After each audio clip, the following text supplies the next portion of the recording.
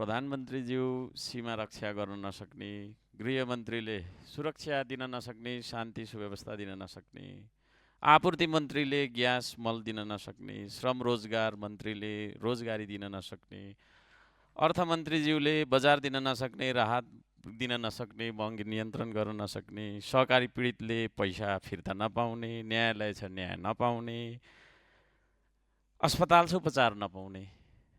अनि हामीले गरिरहेको कुरा के होला? What are we doing? के गर्दैछौँ हामीले? यो प्रश्न म लगायत सबैजनालाई सोध्न चाहन्छु आज।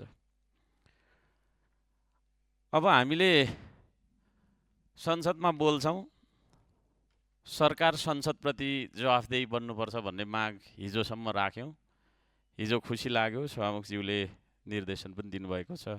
आशा गर्छु हाम्रो प्रधानमन्त्रीज्यू आएर हाम्रो प्रश्नको, हाम्रो भन्नाले हाम्रो पर्सनल केही छैन, जनताको प्रश्नको उत्तर उहाँले दफावार दिनुहुनेछ। प्रश्नको उत्तर उहाँले दिनैपर्छ।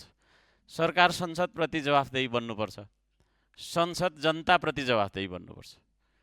जवाफदेही नबन्ने हो भने हामीले गरिरहेको यो कार्यको कुनै अर्थ रहँदैन। यहाँ आउनु, बोल्नु, होइन? बोल्नु त हामी थुप्रो बोल्छौँ। आज पनि यहाँ थुप्रै हामीले बोलिसक्यौँ, 2 घन्टा 3 घन्टा भइसक्यो बोलेकै छौँ।